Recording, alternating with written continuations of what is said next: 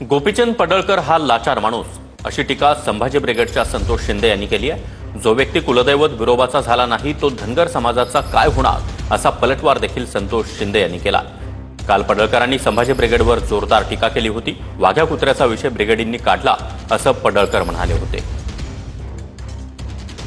त्यांच्या बाबतीमध्ये मला त्यांच्याविषयी आमच्या मनामध्ये नितांत आदर आहे, परंतु हे घुसपाट काढलंय कुणी? ब्रिगेडीने। माझी विनंती अशी आहे शरद पवारांना, त्यांच्याकडे आता फावला वेळ आहे, त्यांचा पक्ष आता सगळा अजित पवारांकडे त्यांनी दिलेला आहे, तर या फावल्या वेळामध्ये त्यांनी स्वतः 2 वर्ष बसून त्यांना पाहिजे तसा इतिहास स्वतः लिहावा। पुढच्या 2-4 पिढ्या मातीत कशा जातील अशा पद्धतीचा इतिहास त्यांनी एकदाच लिहावा, म्हणजे परत परत नव्याने इतिहास लिहिण्याची काही आवश्यकता आहे असं मला अजिबात वाटत नाही।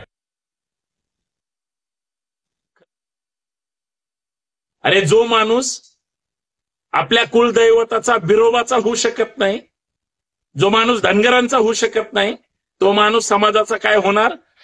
वडळ सारखा माणूस हा लाचार म्हणून हा त्याच फडणवीसांच्या पायापाशी पडण्यासाठी उठसूट कुणावरही अत्यंत घाणेरडा आणि गलिच्छ बोलण्यासाठीच पाळलेला माणूस आहे।